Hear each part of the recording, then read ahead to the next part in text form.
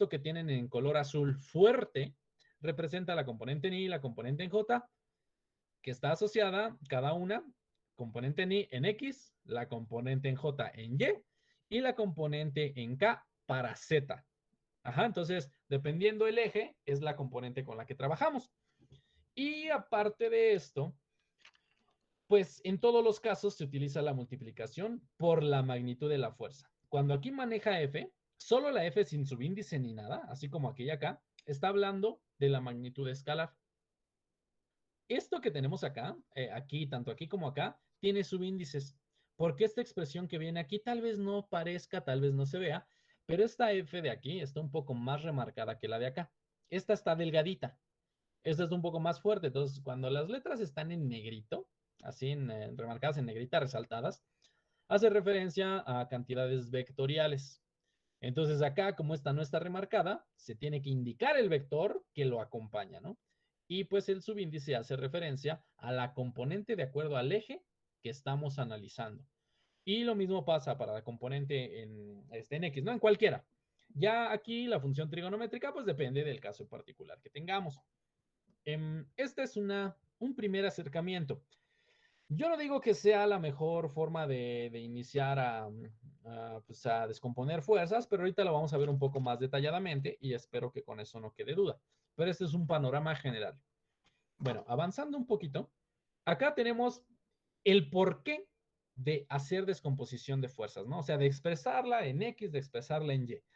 Aquí, uno de los principales objetivos para descomponer fuerzas o expresarlas vectorialmente en ejes que vayan a lo largo, bueno, en componentes vectoriales X y Y, aquí es para la suma de fuerzas. ¿Por qué? Porque con la suma de fuerzas sabemos que no podemos hacer una operación escalar, no podemos simplemente sumar 10 más 20. ¿Por qué? Porque si estamos hablando de vectores, tal vez los vectores tengan direcciones diferentes.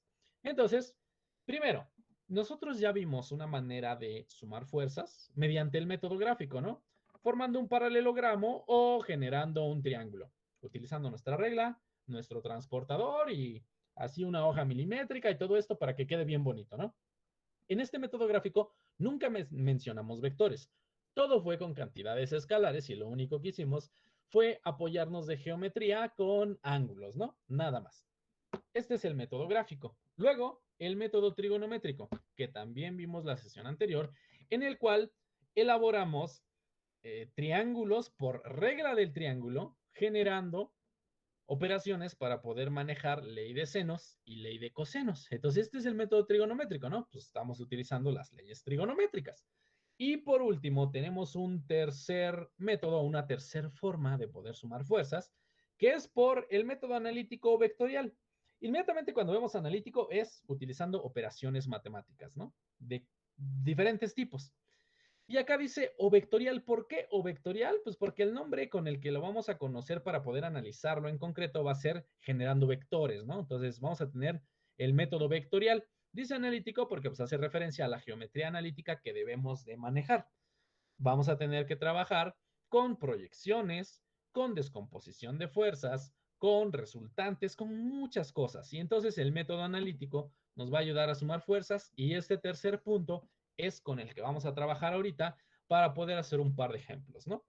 Estas son las tres partes que tenemos para poder sumar fuerzas y no en todos los casos tenemos que aplicar diferentes métodos. Eso sí, para los primeros dos, lo más cómodo es trabajar en un plano, ¿verdad? Pero en el método analítico vectorial, pues este no discrimina. El método vectorial se puede aplicar en el plano, se puede aplicar en el espacio, se puede aplicar en proyecciones, se puede aplicar en muchas cosas.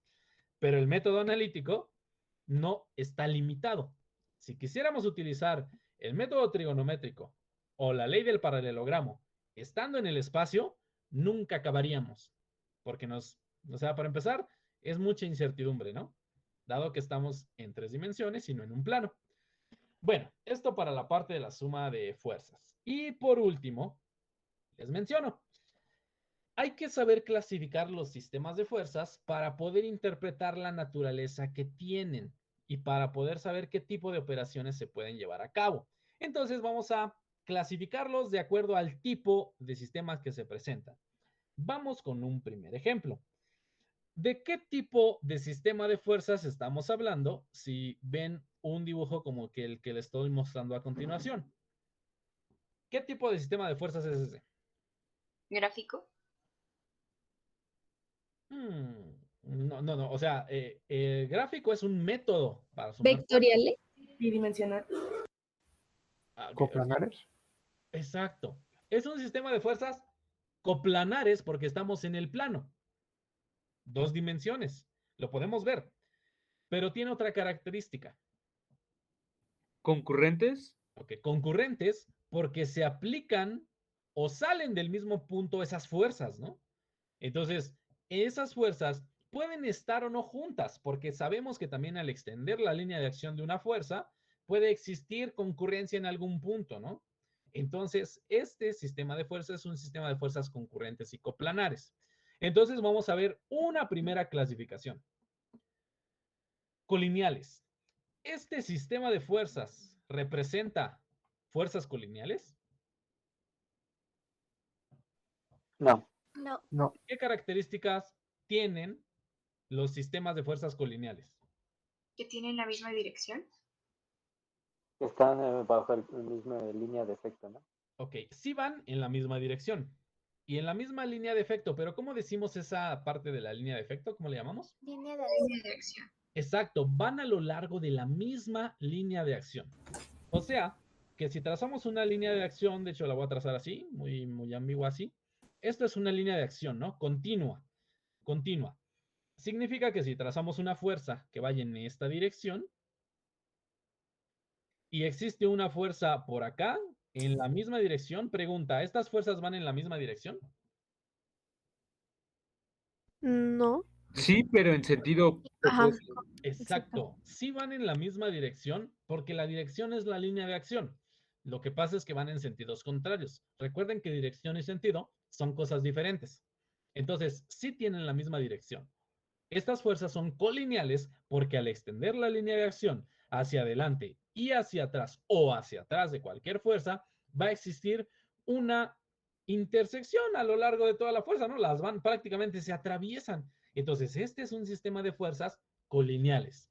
Van a lo largo de la misma línea de acción. Entonces, este no es un sistema de fuerzas colineales, sino un sistema de fuerzas concurrentes y coplanares. Sale. Entonces, fuerzas paralelas. Pues creo que este es el más evidente, el de las fuerzas paralelas. Un sistema de fuerzas paralelas no se tocan. Estas fuerzas no son paralelas porque debe existir una distancia de separación entre su línea de acción. Entonces, una fuerza puede ir en esta dirección y una fuerza por acá, sí. La pregunta es, ¿estas fuerzas tienen la misma dirección? No. No. Sí. En No. realidad, sí tienen la Sí. misma dirección, porque ambas se mueven a lo largo de un eje que puede ser paralelo. Si nosotros trazamos una línea de acción así, ustedes díganme, ¿estas fuerzas tienen la misma dirección? Sí. Sí. Pues sí, ¿no? O sea, porque se pueden mover a lo largo de ese eje, aunque las podamos ver poquito separadas, pero prácticamente cada una de ellas genera un eje secundario que se desplazará con la misma dirección que el eje primario. Ya está, entonces esas fuerzas son fuerzas paralelas. Las fuerzas paralelas tienen diferente ubicación para su línea de acción, pero a fin de cuentas existe una separación entre ellas porque nunca se van a tocar. Así que estas son fuerzas paralelas. Y tenemos un último caso, y voy a tener que borrar un poquito, pero ahorita vemos, ¿no? El último caso es fuerzas concurrentes o angulares, que fue el primer dibujito que mostré, ¿no? Entonces, las fuerzas concurrentes son estas, se intersectan en algún punto del espacio o del plano. ¿Y por qué dice angulares? ¿Por qué? Porque forman un Porque ángulo. tienen inclinación. Ah, pues porque entre ellas dos existe un ángulo de inclinación. Ah, ¿qué pasó? Ahí está, se fue la luz, ya está. No, lo que pasa es que se genera un ángulo de inclinación así, ¿no? Entonces, son fuerzas concurrentes, entre paréntesis, angulares, porque entre ellas existe una inclinación. Cada una tiene direcciones diferentes, pueden ser componentes diferentes, Y si queremos obtener un mismo efecto producido por solamente una fuerza, se tendrían que sumar. Entonces, ya estamos aprendiendo a clasificar sistemas de fuerzas y ahora habría que darle paso a la descomposición de fuerzas de manera vectorial. ¿Hasta aquí alguna duda? ¿Sí, Diego? ¿Me puedes repetir otra vez lo de concurrentes, por favor? Ah, sí. Fuerzas concurrentes son fuerzas que, bueno, existen dos casos, ¿no? Fuerzas concurrentes pueden aplicarse en un mismo punto o salir del mismo punto, o pueden ser fuerzas que se intersecten al extender su línea de acción. Por ejemplo, esta fuerza de aquí y esta de acá. ¿Estas son fuerzas concurrentes? Sí. Sí. Sí, porque al extender su línea de acción hacia atrás o hacia adelante, llega un punto en el que se intersectan. Entonces esto las convierte en fuerzas concurrentes. Entonces las fuerzas concurrentes en algún momento se intersectan o son aplicadas por o sobre el mismo punto. ¿Va? De acuerdo, gracias, Chavo. ¿No? De nada, listo. ¿Alguna otra duda? Sí, Fer. Sí, por ejemplo, las fuerzas colineales también en algún punto se tocan, pero no serían concurrentes porque no se intersecan. Es que para que exista una intersección deberían cruzarse dos líneas de acción, pero en este caso no se cruzan, sino que más bien son continuas. Y en este caso, en las fuerzas colineales, la línea de acción es la misma. Entonces, para esta fuerza, la línea de acción que se tiene es exactamente la misma línea de acción para la otra fuerza. Y en este caso no. Aquí la intersección es solo en un punto, mientras que en las fuerzas colineales se da la intersección en toda la trayectoria. ¿Sí? Sí, gracias. Sí. Ok, va. Entonces, fuerzas colineales, la trayectoria es toda la intersección. Y en las fuerzas concurrentes solo se intersectan en un punto. Coinciden en un lugar, en un momento, y nunca más vuelven a coincidir, ¿no? Algo así como su ex. Así mero. Bueno, ahí está. Entonces, listo. Esta sería la clasificación para algunos sistemas de fuerzas. ¿Tienen alguna duda? ¿Alguna otra duda? Si no, con esto acabaríamos la parte conceptual y ya podríamos elaborar un par de ejemplos. Nada, sale. Continuamos, vámonos recio entonces. Esto se los paso en un ratito, denme chance. Pues vamos a minimizar esto y ¿qué creen? Pues vamos a continuar acá con un par de ejemplos ya aplicados a esto que estamos mencionando, porque ahora sí van a salir las dudas de a de veras, ya vamos a entrar bien. Ahí va. Este es un ejemplo. Aquí dice que la fuerza F, esta fuerza F que está en rojo, tiene una magnitud de 800 newton y se pide expresar la fuerza F como un vector. Además de eso, dice que hay que identificar los componentes escalares de X y Y para la fuerza F, ¿no? Es lo que hay que hacer. Bueno, vemos la fuerza, vemos el sistema de referencia. ¿Qué harían ustedes?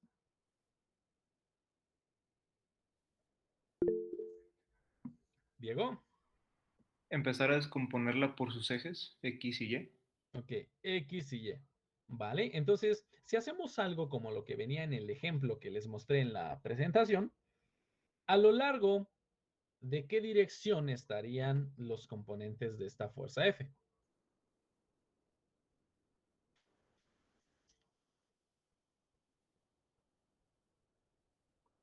Del eje negativo de las X y del eje positivo de las Y. O sea, uno así y Ajá. caray, espérame, a ver. Que me lo marca atrás. Espérame. A ver, vamos a quitarlo, a ponerlo. Ahí está. Vale. Voy, espérenme. Nada más dejen. Elimino lo que está. Va, entonces, esta tendría que ir de manera horizontal hacia la parte negativa y esta hacia la parte positiva. ¿Están de acuerdo con esas direcciones? Que vaya hacia acá y hacia acá. ¿Así? Sí. Ok, Sí. va. Esto nos genera un rectángulo. Si lo viéramos así, miren, se genera un rectángulo aquí, hasta aquí, y uno por acá, ¿no? De hecho, aquí, miren, para que sí se genere bien, bien, bien. Miren, ahí está, ¿no? Ahí está. Bueno, es lo que tenemos. Y podemos ubicar la dirección que se tiene y además generar las ecuaciones correspondientes para cada componente de forma vectorial. Si quisiéramos expresar esto, recuerden que cuando generamos vectores, necesitamos indicar en este caso fuerza, aquí le voy a poner fuerza X, la expresión vectorial de la componente en X, solo en X, pero de manera vectorial debe tener su gorrito, ¿no? Su testa, para que sea vector. Así lo marcamos. Y tendríamos que hacer algo similar para la fuerza en su componente Y de manera vectorial, ¿no? Así, en Y. Generamos su igualdad. ¿Y qué operación tendríamos que realizar para cada caso? A ver, díganme. Para X Multi- sería, perdón, Adelante, adelante. A ver, ¿quién habla? Es que no vi quién habló. Sí, bueno, claro. para X sería multiplicar F por el coseno de 35. Ok, F en magnitud. Acá, ¿no? Ajá, 800. Ok, 800. Tú dices que hay que... Caro dice que hay que multiplicar 800 ¿por quién? Por el coseno de 35. Ok, aquí dice que por el coseno de 35. ¿Por qué por el coseno de 35 y por qué no por el seno?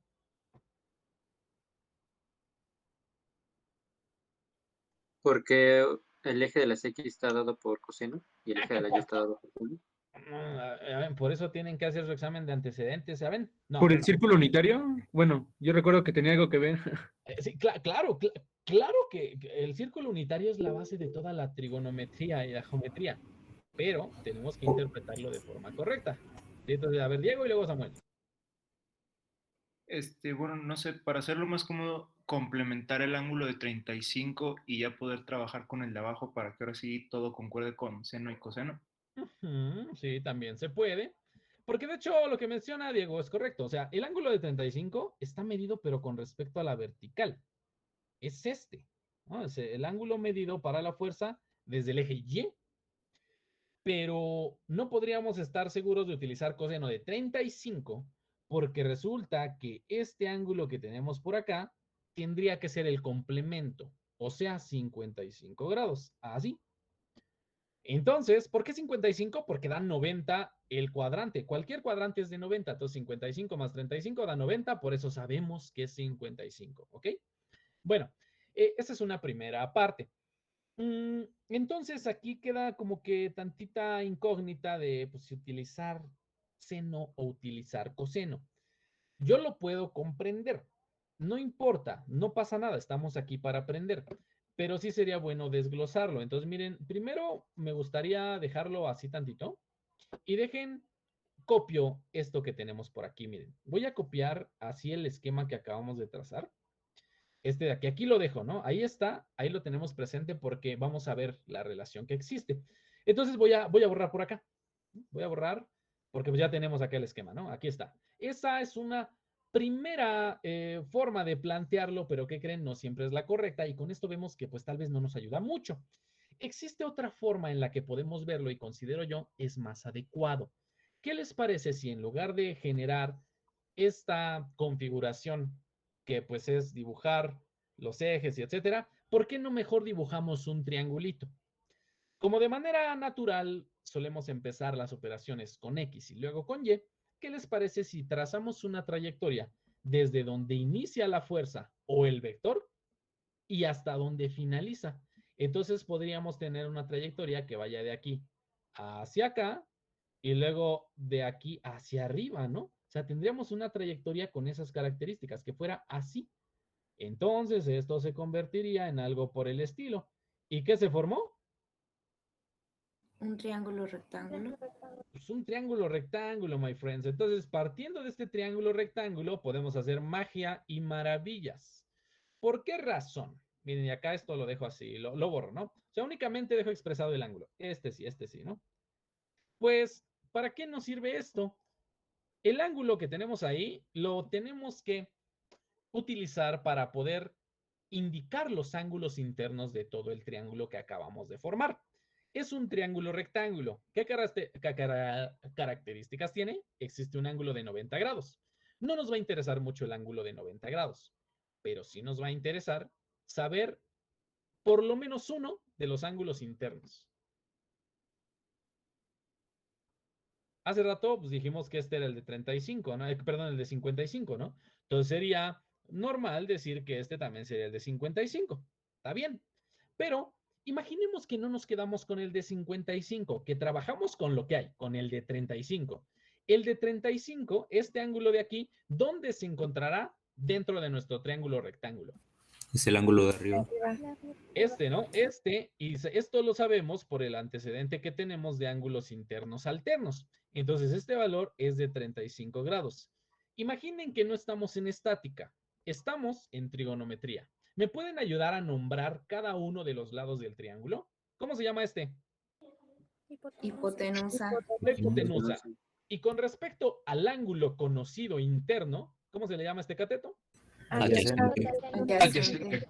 El adyacente, entonces el otro es el Cateto Opuesto. el cateto opuesto, el que está enfrente del ángulo, ¿no? Vientos, ahí está. Entonces, esto es trigonometría, ustedes ya se la saben. Y aquí la pregunta es, ¿ustedes saben relacionar los lados de un triángulo rectángulo con las funciones trigonométricas? Así que vayamos con un primer acercamiento. ¿Cómo relacionamos la función seno de un ángulo con los lados de un triángulo? ¿Qué tenemos por acá?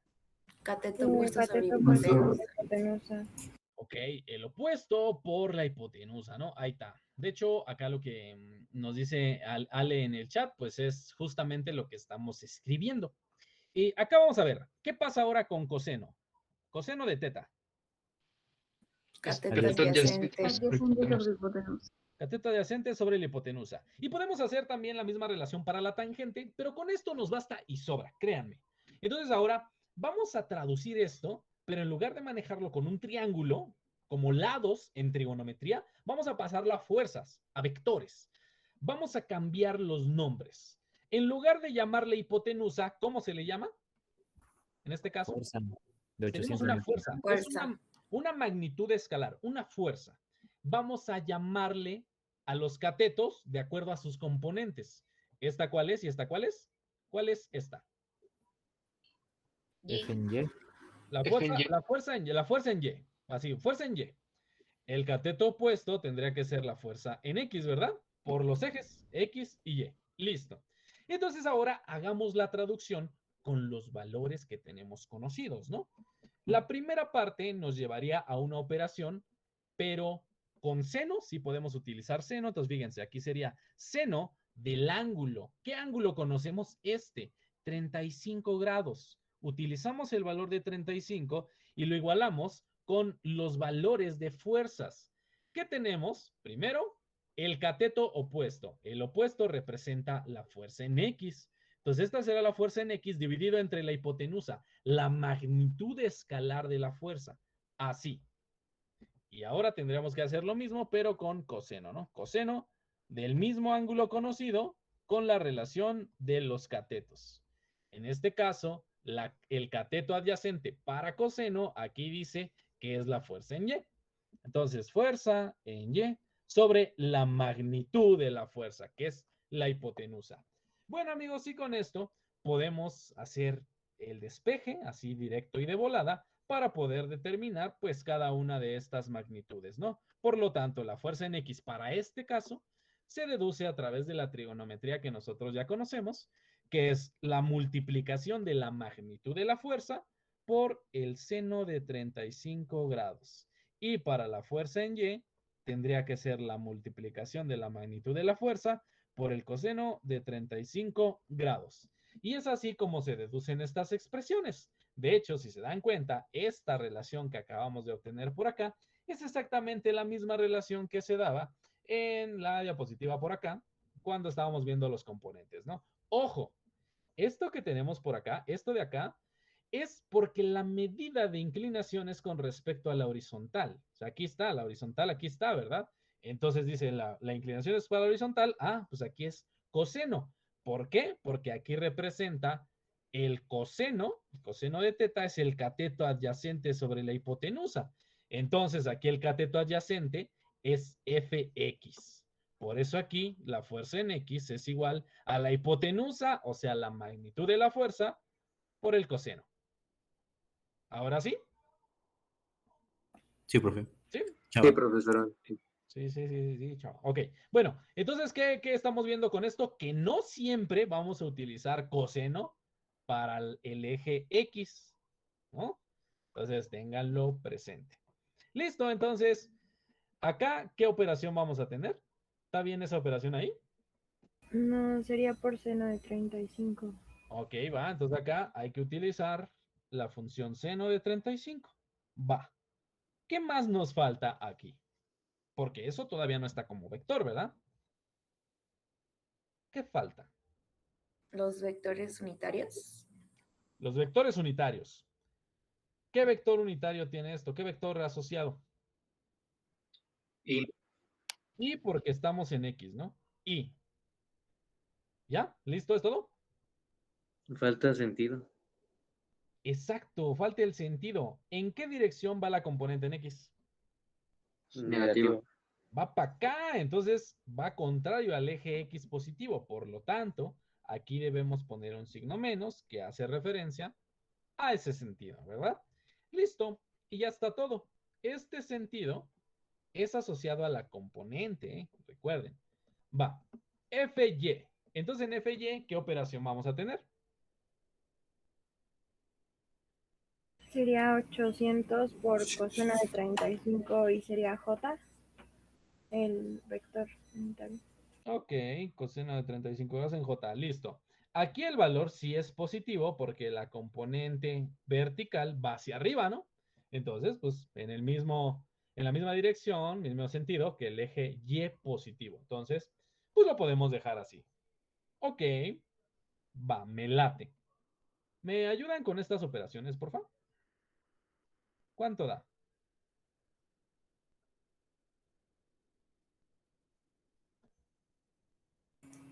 Menos 458.86. 400, ¿qué, perdón? 58. 58.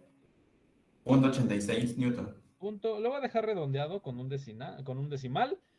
Tú dices Newton. Sí está bien Newton, pero hay que indicar su componente, ¿no? Componente, cámara. Listo, gracias. ¿Y para FY? Sería 655. 655.32 J, Newton. Lo voy a dejar con un decimal nada más. Punto 3 en J con unidades de Newton. Ok. Y aquí la pregunta es, ¿ya acabamos? No. Hay que sacar la hipotenusa, la resultante. ¿Por qué? Pues la resultante ya está. La resultante es esa. Entonces,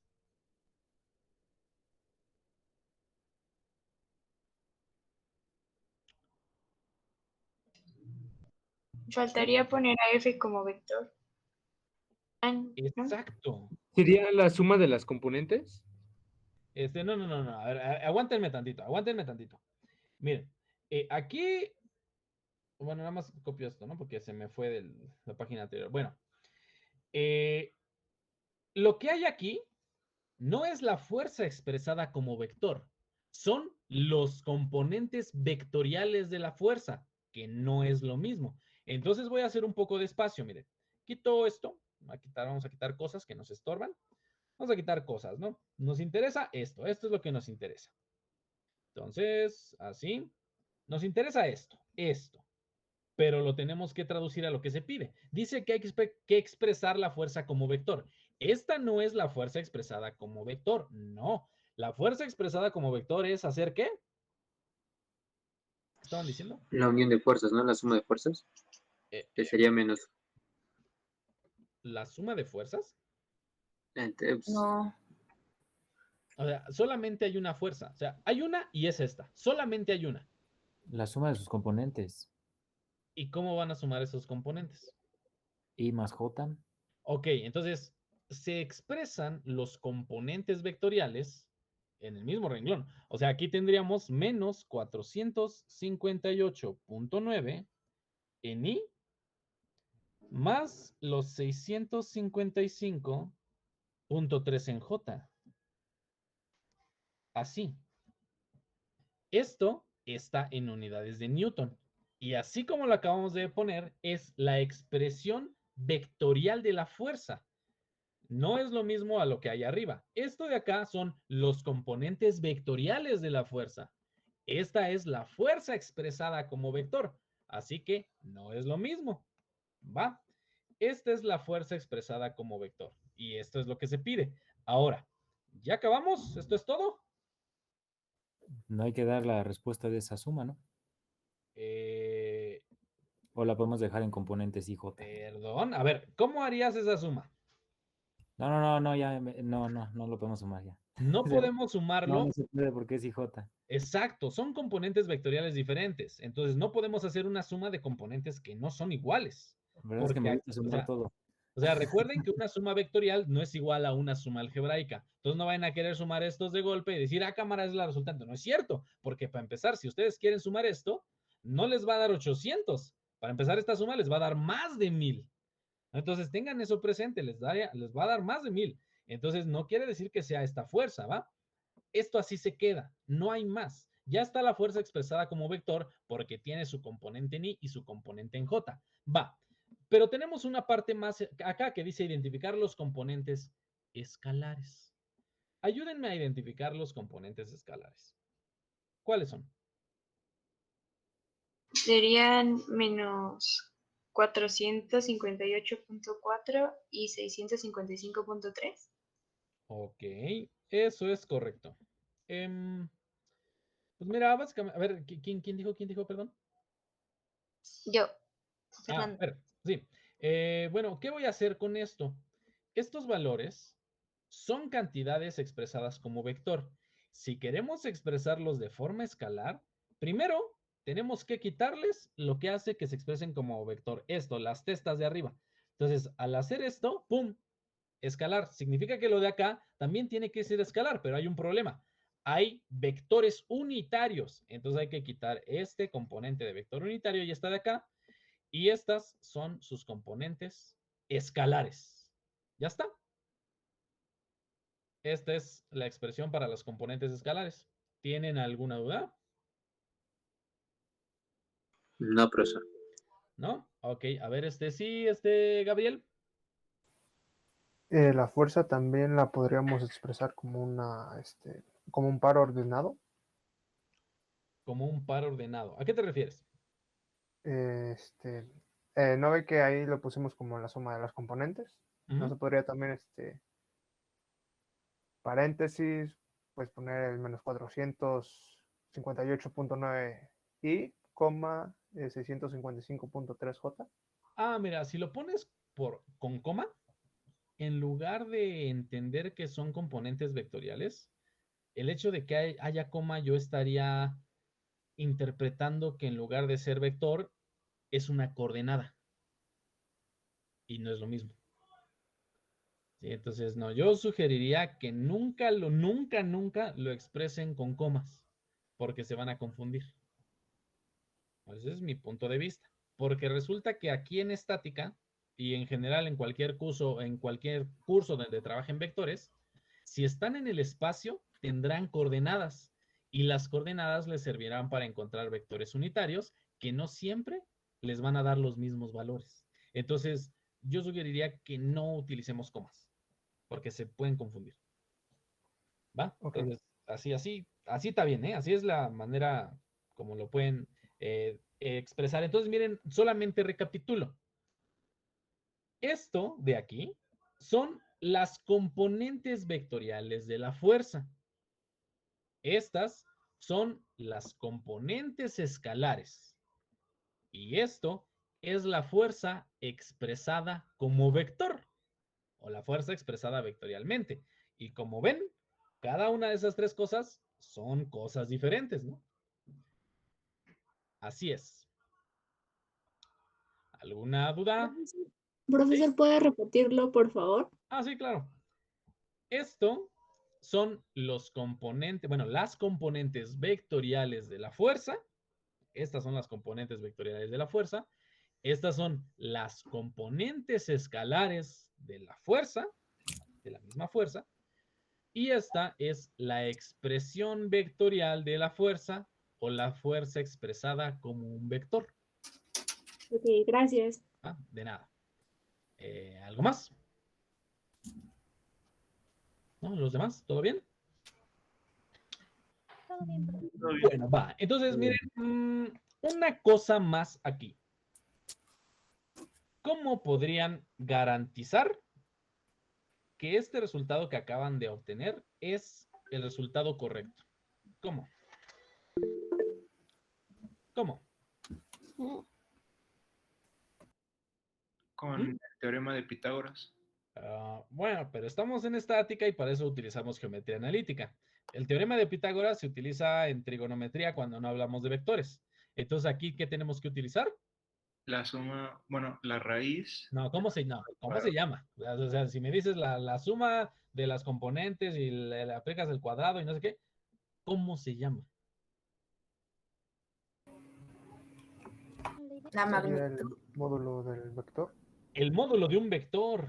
Exactamente, el módulo de un vector. Entonces, lo que tenemos que hacer es aplicar el módulo a esta expresión vectorial.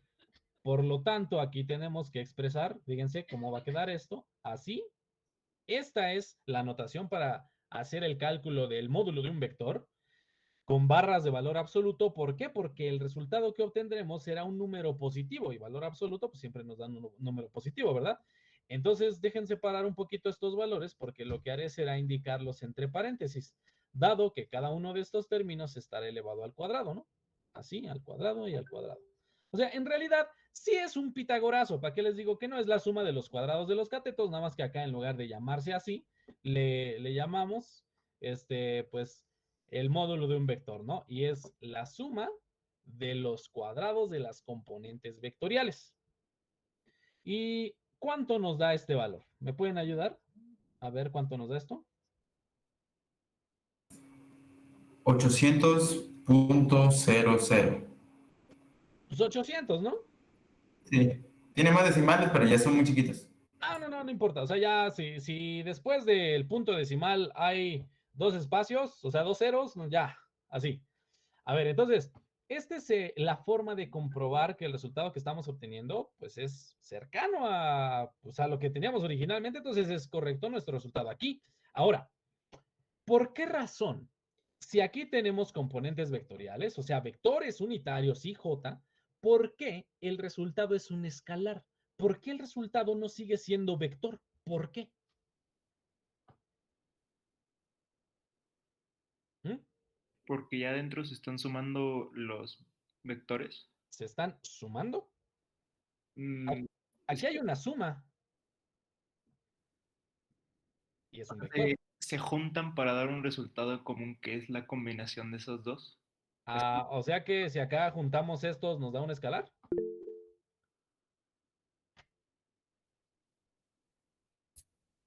No, porque no estamos tomando en cuenta el IJ. Ok, a ver, Samuel. Es como si fuera el producto punto. No es como si fuera, es el producto punto. Ustedes en su curso previo utilizaron operaciones con producto punto y producto cruz.